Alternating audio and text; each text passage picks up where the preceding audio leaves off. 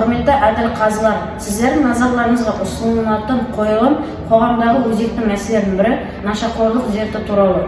Адам өмірі ең қымбат қазына, алайда кейбір жастар қателікке бой алдырып, өз болашағын өз қолымен жойып жатады. Ендеше Рахымжан Отарбаев шығармасы желісі бойынша дайындалған Шырмауық атты драмалық қойылымды қабыл алыңыздар. Балам, көзіңнің асты көгеріп кеткен, тамақ та ішпейсің. Не болды саған? Ештеңе болған жоқ, жай ғана шаршадым. Сен бұрын мұндай емес едің ғой, сабаққа да бармайтын болыпсың.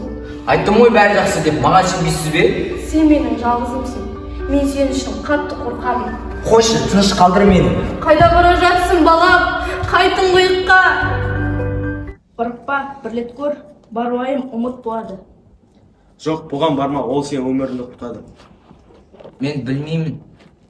Өмірді өзі қиын, сен де шаршадың, бастап көр. Сен әлі барың өзгерте аласың, тоқта.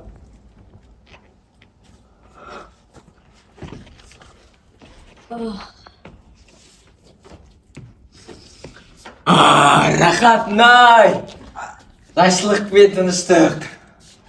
Ол өмірдің кайфы осы екен ғой.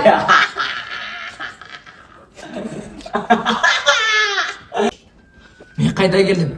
Бәрі басында жай ғана еді. Енді тоқтай алмаймын. Бұл мені тыныштық бара жатыр. Мен өзімді жоғалтып алдым. Кеш, сен әлсізсің. Жоқ! Балам, мына түрің не? Не болған саған? Маған бәрі кеш. Жоқ, ешқандай да кеш емес, мен сені құтқарам. Бұл жерде не болып жатыр? Менің балам нашақорлыққа тәуелді болып қалды, көмектесіздерші. Бұл қоғам үшін өте қауіпті дерт. Есірткі қолдану да, тарату да заң алдында жауап береді. Бірақ сен әрі жассың. Өз өміріңді өзгертуге мүмкіндігің бар. Бәрі сенің қолыңда. Кешіккенсіздер, бірақ әлі мүмкіндік бар. Бұл тәуелділік. Оны жеңу үшін уақыт, ем және ең бастысы жақындардың қолдауы керек. Мен бәріне де дайынмын. Тек балам аман болсыншы. Мен күресемін. Мен қателестім, өз өмірімді құрбан қылдым, бірақ менің қателігімді қайталамаңыздар. Нашақорлық бұл жай әдет емес, ол шырмауық, бір көрсем босатпайды. Бірақ әр адамда өз таңдауы бар. Өмір ме, әлде тұңғиық па? Әрбір жас өз болашағына жауапты. Денсаулық ең басты байлық. Балаларымыз аман болсын. Мен өмірді таңдаймын.